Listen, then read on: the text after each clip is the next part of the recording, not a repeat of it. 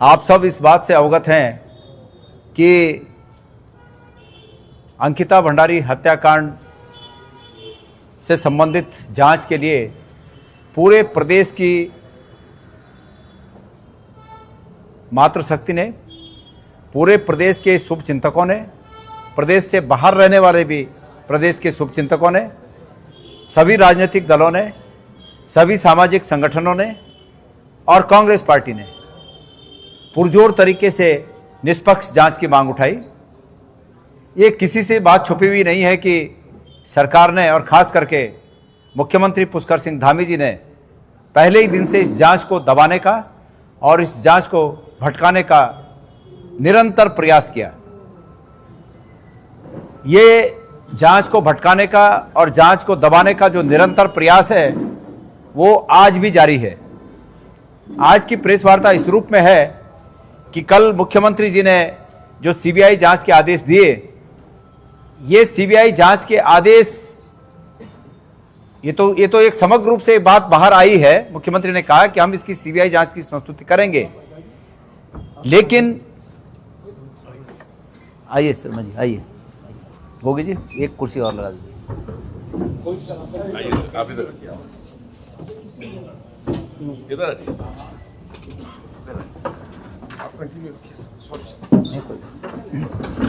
एक कुर्सी लगाओ भाई। हेलो,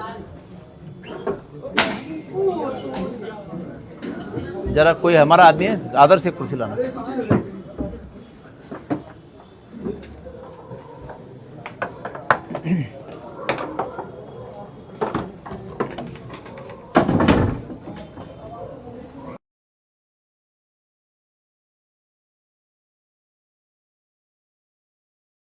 यहाँ पर हैं और आदरणीय पूर्व कैबिनेट मंत्री सूरवीर सिंह सजवाण जी भी उपस्थित हैं। तो मामला ये है कि सरकार ने पहले दिन से इस जांच को दबाने का और इस जांच को भटकाने का प्रयास किया, और ये मैं स्पष्ट रूप से नाम लेकर कह रहा हूं कि उत्तराखंड के मुख्यमंत्री धामी जी का इसमें महत्वपूर्ण योगदान है। धामी जी मुख्यमंत्री के रूप में इस बात के लिए आजीवन जवाबदेह होंगे कि जो इस जांच को भटकाने का और इस जांच को दबाने का उन्होंने प्रयास किया, यह उत्तराखंड की मातृशक्ति के लिए और उत्तराखंड के अस्मिता पर प्रश्न लगाने के लिए, हमको अपमानित करने के लिए उनको हमेशा जाना जाएगा। साथियों, अब मैं कल की बात पर आता हूं कि आदरणीय मुख्यमंत्री जी ने इस जांच की सीबीआई की संस्तुति की है, लेकिन अभी भी मुख्यमंत्री जी इस जांच को भटकाने के लिए पूरी तरह जोर लगाए हुए हैं। मैं सरकार से यह जानना चाहता हूं कि जब सीबीआई जांच की संस्तुति हो गई तो सरकार ने जो भारत सरकार को प्रतिवेदन भेजा है, रेफरेंस ऑफ टर्म या टर्म्स ऑफ रेफरेंस जिसको कहा जाता है, जो टर्म्स ऑफ रेफरेंस भेजा है वो क्या है, उसको सार्वजनिक क्यों नहीं किया जा रहा है? नंबर एक बात, सरकार की मंशा में खोट है, इसलिए सरकार जो टर्म्स ऑफ रेफरेंस है उसको सार्वजनिक नहीं कर रही है। मैं साधारण भाषा में अगर कहूं तो टर्म्स ऑफ रेफरेंस का मतलब है कि जांच के दायरे में जो बिंदु समाहित हैं वो कौन से बिंदु हैं कि जिनको जांच के दायरे में समाहित किया गया है। मेरी जानकारी है कि सरकार इस जांच के बिंदुओं को लिमिटेड करके इस प्रकार से केंद्र को संस्तुति कर रही है कि इसमें क्या कोई संभावित वीआईपी था या नहीं था, इसकी जांच हो। मतलब सीबीआई की जांच को लिमिटेड करने की सरकार की मंशा है। ये इस पर मैं सरकार पर आरोप लगाता हूं कि सरकार की इस हत्याकांड में जो आरोपी हैं उनको बचाने की एक नई चाल है। ये सरकार तत्काल आज के आज, अगर सरकार में ईमानदारी बची है तो सरकार आज के आज वो जो टर्म्स ऑफ रेफरेंस हैं उसको जारी करे, ताकि सब लोगों को पता चले, उत्तराखंड के सब लोगों को पता चले कि वो जांच के दायरे क्या हैं, बिंदु क्या हैं। मेरी जानकारी है कि सरकार को यह आदेशित किया गया है, यहां अधिकारियों को आदेशित किया गया है कि जांच का बिंदु यह है कि वीआईपी है या नहीं है। इसलिए मैं आपसे कहना चाहता हूं कि वीआईपी है, वीआईपी एग्जिस्ट करता है। सरकार इस वीआईपी को हाइपोथेटिकल क्वेश्चन बनाना चाह रही है कि वीआईपी कोई है कि नहीं। वीआईपी कोई है कि नहीं, ये हाइपोथेटिकल क्वेश्चन है, लेकिन वीआईपी है, ये यथार्थ है, ये सच्चाई है, और सरकार इसको उलझाने का काम कर रही है। इसलिए सरकार को मैं देता हूं कि इसमें reference of terms of reference क्या हो। टर्म्स ऑफ रेफरेंस ये हो, नंबर 1 कि सीबीआई इस बात का पता लगाए कि अंकिता भंडारी को जिस दिन से वो वहां पर नौकरी पे गई, उस दिन से लेकर और तब तक जब तक उसकी हत्या हुई, उसके फोन पर किन किन लोगों ने उसके फोन पर वार्ता की, इसको सार्वजनिक करे सीबीआई जांच करके। नंबर 2, उसके जो मित्र को जो चैट उसका गया है, उन चैट्स की सच्चाइयां उजागर करे कि वो चैट्स वाकई अंकिता भंडारी और उसके मित्र के बीच के वार्तालाप हैं। नंबर 2। नंबर 3 बात कि जिस बात का जिक्र है कि उस लड़की ने जिस बात का जिक्र किया है कि फलाने तारीख को एक कोई वीआईपी आने वाला है और उसके लिए मुझ पर दबाव बनाया जा रहा है, जो आरोपी हैं, जो अपराधी साबित हो चुके हैं, उनके मोबाइलों से उस दौरान कितने कितने लोगों से वार्ता हुई या किसके पीए से वार्ता हुई, इसको शामिल किया जाए इस जांच में। इस जांच में इसको शामिल किया जाए कि यमकेश्वर की विधायक रेणु बिष्ट, ये अंकिता भंडारी के शव मिलने के बाद रात्रि से लेकर सुबह तक मुख्यमंत्री आवास में 3 लोग उपस्थित थे। उन 3 लोगों में एक मुख्यमंत्री और 2 अन्य लोग थे, जिनके फोन से रेणु बिष्ट को मुख्यमंत्री की बात हुई। क्या वो लोग कौन थे जिनके फोन से बात हुई, और हुई तो उसमें मुख्यमंत्री ने उनसे क्या क्या बात की। रेणु बिष्ट से एसआईटी की गवाही हुई विधायक जी से, लेकिन कोर्ट में क्या गवाही हुई, क्या उसके क्या कारण थे, क्यों नहीं हुई। और दूसरी सबसे बड़ी बात कि एसआईटी इस बात की, सीबीआई इस बात की जांच करे कि किसी भी घटनास्थल को सुरक्षित करने के लिए जवाबदेही पुलिस विभाग की होती है, और वहां पर यह जवाबदेही एसआईटी की थी।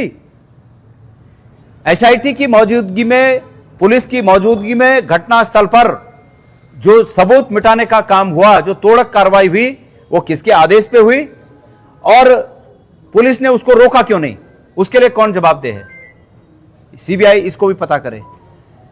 ये जांच के बिंदु होने चाहिए। वो तथाकथित वीआईपी समयबद्ध तरीके से लोगों के सामने आना चाहिए।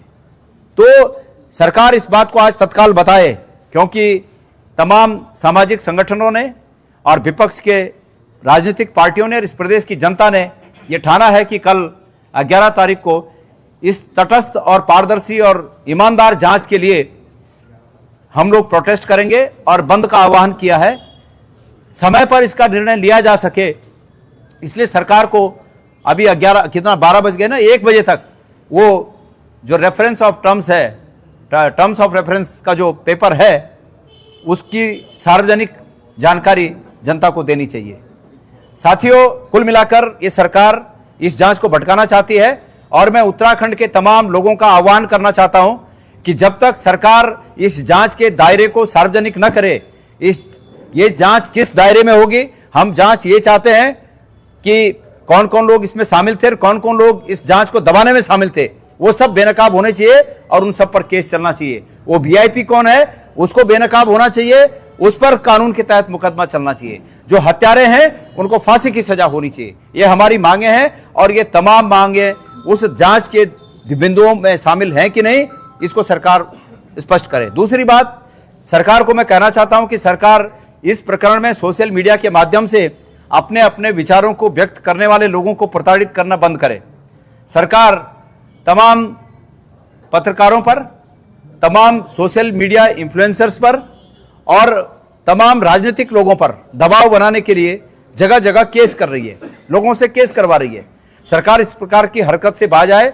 सरकार को मैं कहना चाहता हूं कि गणेश गोदियाल को छोड़कर, मेरे ऊपर कर रहे हैं, कोई बात नहीं, करें, हम उसको मुकाबला करने के लिए तैयार हैं। गणेश गोदियाल को छोड़कर तमाम लोगों को, तमाम राजनीतिक दलों को और तमाम राजनीतिक दल के नेताओं को, कार्यकर्ताओं को प्रताड़ित करना बंद करे। सरकार बिना शर्त उन सब पर किए गए जो दावे हैं, मुकदमे हैं, उनको वापस ले और उनको प्रताड़ित करना बंद करें। ये नहीं चलेगा कि तुम्हारे पापों को छुपाने के लिए लोग तुम्हारा सहयोग करें, ये नहीं चलेगा।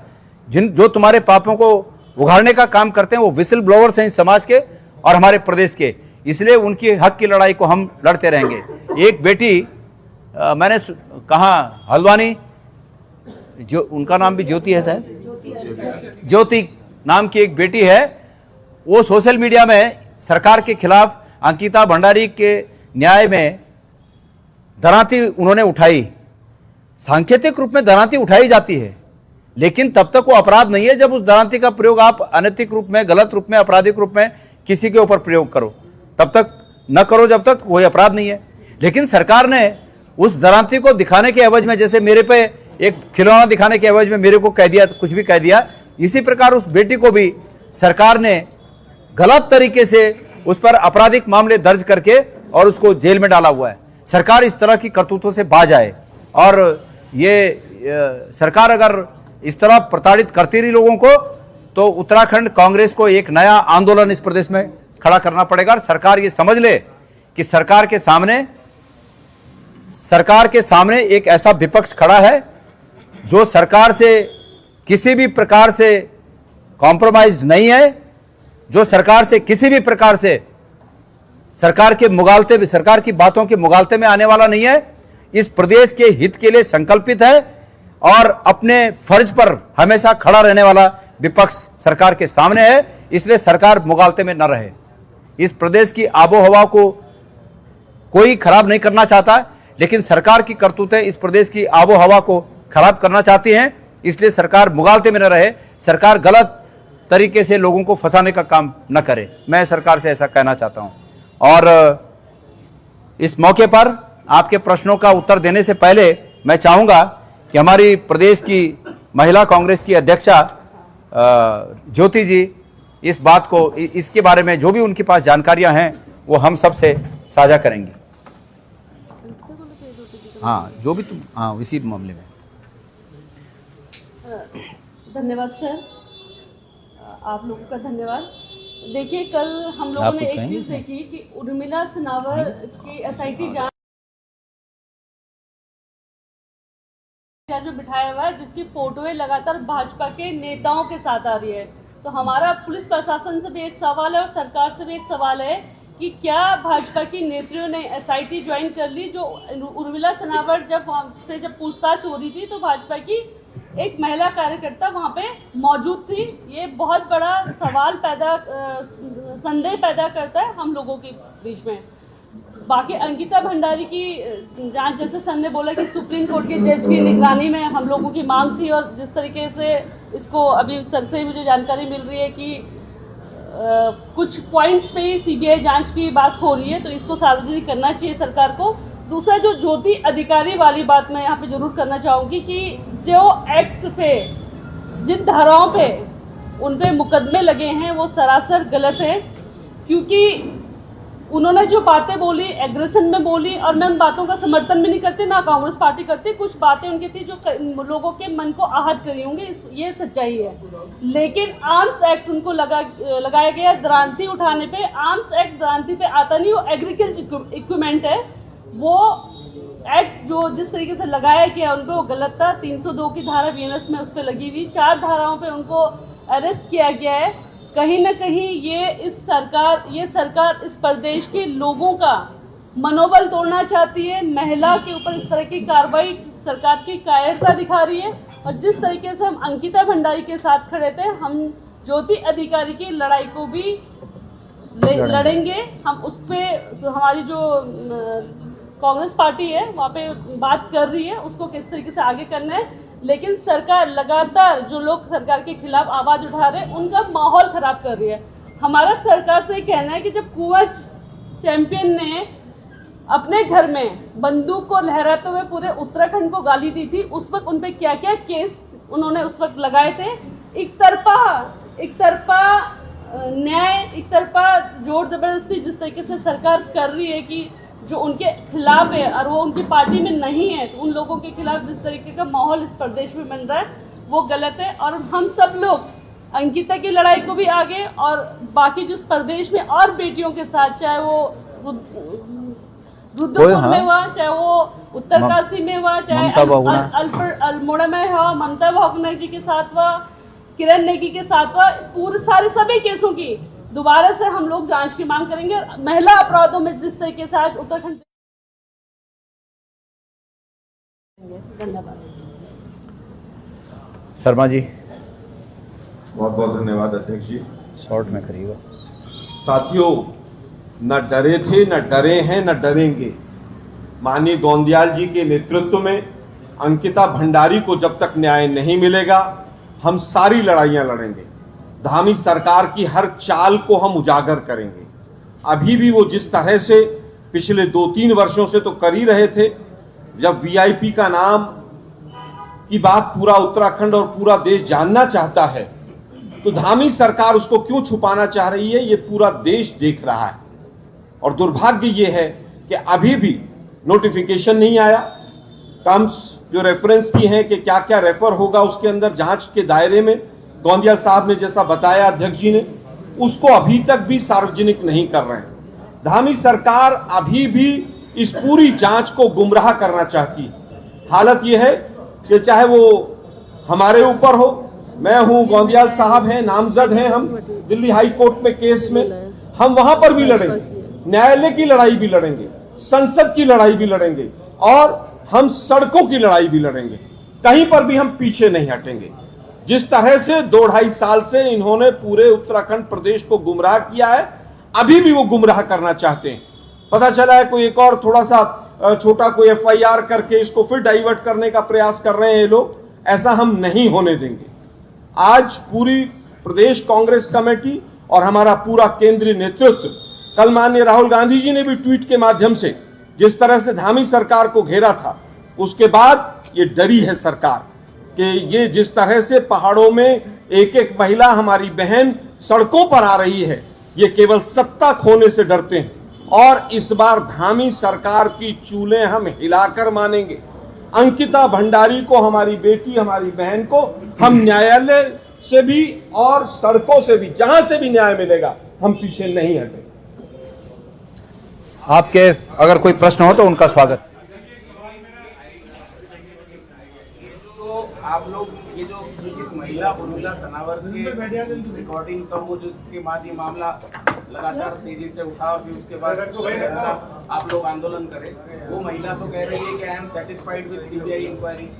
दूसरी बात, आप कह रहे हैं कि उसकी जो CBI जांच में आप साथ में ही कह रहे हैं कि अंकिता भंडारी के चैट्स को रिवील किया जाए पब्लिकली, तो क्या वो उस बच्ची के साथ ठीक नहीं होगा? क्या उसके प्राइवेसी को हनन तो नहीं होगा? नहीं, वो तो ऑलरेडी पब्लिक डोमेन में है। नहीं, आप तो अभी भी कह रहे हैं उनको आधार बना के उस दिशा में जांच की जाए। हमारा मकसद किसी की प्राइवेसी का हनन करना नहीं है, लेकिन जो चीजें ऑलरेडी पब्लिक डोमेन में है उसकी सच्चाई को पता लगाना सबका अधिकार है कि ये सच है कि नहीं है, जांच के दायरे में आए। दूसरी बात है, आपने दूसरी महिला का नाम लिया, ये तो अब सीन में आई हैं। कांग्रेस पार्टी 3.5 साल से और अंकिता भंडारी के माता पिता 3.5 साल से CBI जांच की मांग कर रहे हैं।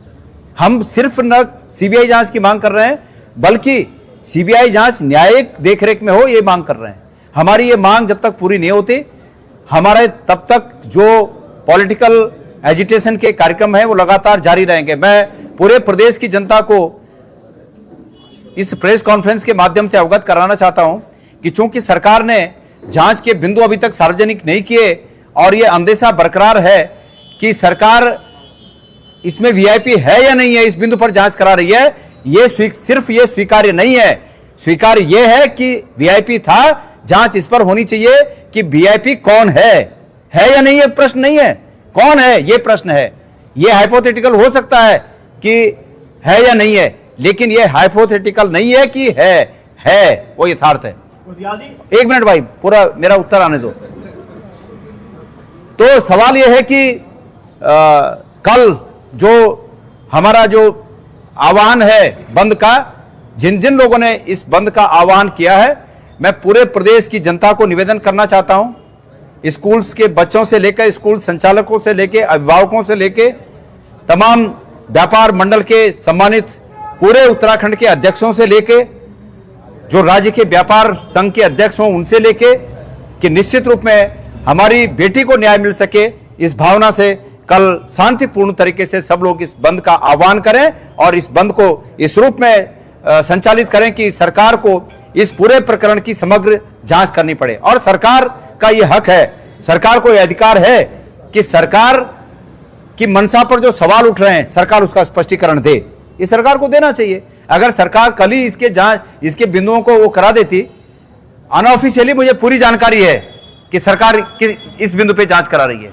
लेकिन चूंकि वो अनऑफिशियली है इसलिए ऑफिशियली तब पता चलता है जब सरकार उस पत्र को सार्वजनिक करे। और क्यों छुपा रही सरकार उस पत्र को? सरकार को वो पत्र सार्वजनिक करना चाहिए जिसमें जांच के बिंदुओं का उल्लेख है कि किस बिंदु पे जांच होगी। इसलिए सरकार पहले दिन से लेकर आखिरी दिन तक सब कुछ जांच के बिंदुओं को सीबीआई के रेफरेंस में शामिल करे।